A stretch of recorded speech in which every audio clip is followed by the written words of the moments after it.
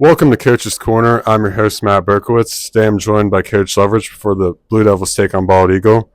After another tough loss, how do you guys look to bounce back from that?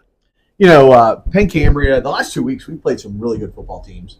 You look at Bishop Guilfoyle, number one team in the state, in single A, Penn Cambria, number 7 team in triple A. So we played a really good team. And, the Penn Cambria team was a very veteran team from last year, and they had a good year.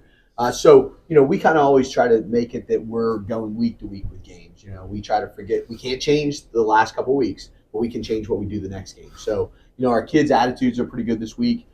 They're working on trying to be 1-0, and that's all we're concerned about. So we had a good week of practice so far, and want to finish it up today, and hopefully have our best game of the season on Friday night. What can we look for in this matchup? What's the game plan? So Bald Eagle, they're very much a pass offense team. They have Carson Nagel, who's done very well throughout his career. We faced him 4 times, and this will be the 4th time in 4 years that we played him. So we have to make sure we keep him in the pocket, keep him contained so they don't get big plays. Big plays have hurt us in the past against them. So that's going to take all of our guys doing their job, whether it be on offense or defense.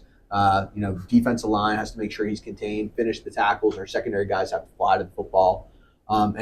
Offensively, we have to be able to do our thing, play our game. We did some little things this week to work back on the fundamentals. So hopefully the little things will turn our favor. As you mentioned, Bald Eagle was quite pass heavy with quarterback Carson Nagel. How do you look? Do you change up your defensive scheme or?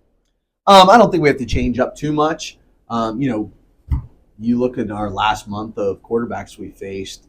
We've had some really good quarterbacks. You're probably going to see a lot of them on all-state teams for what they've been doing. So he's just another in line with that. You start with Central, Muthler, you go with Walk, you go with Kissel, and you go with quarterback from last week from Penn Cambria. They're all good quarterbacks. And that's the thing about this league. Like, our league is stacked. There's so many good football players, so many good football teams, and every week you're going to get tested. And this week is no exception.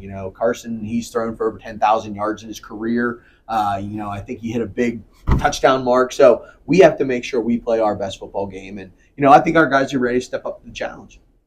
Lastly, this game has big playoff implications. What would winning a game of this caliber mean to your team?